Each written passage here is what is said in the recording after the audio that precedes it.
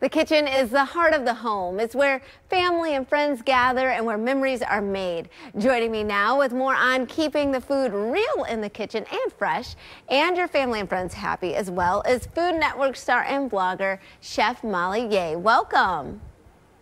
Thank you so much for having me. Happy to have you here. So I want to ask you right away, what inspires your recipes and your cooking style? Because everything looks so yummy all the time.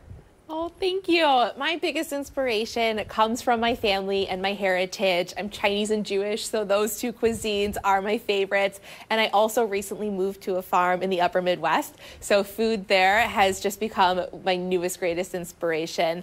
And I love creating recipes that have stories behind them. It's not just about the food for me, it's about the moments around the food. So I see a lot of cheese there. You said the Midwest. I'm from Wisconsin. It's all starting to make sense for me. Right now it is 2019. It's a new year. What recipes do you have for us for 2019? So right now I am working on a lot of freezer meals. I'm expecting a baby in March, and so I am filling up my deep freeze right now with macaroni and cheese and chicken pot pie and tons of casseroles and soups and stews that can be frozen and then reheated for when my baby comes and I just have no time to cook anymore. That's actually really, really smart, and I wish I had done that because I did not plan ahead. So a lot of casseroles. How can we bring these latest food trends into our kitchen, and what are some of the food trends?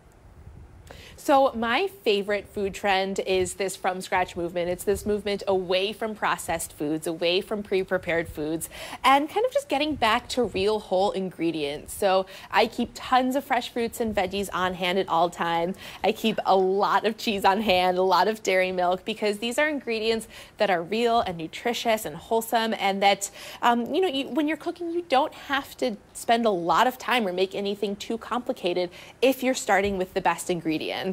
And so I just love whipping up things from scratch all the time. Like this is a variation on my mom's macaroni and cheese.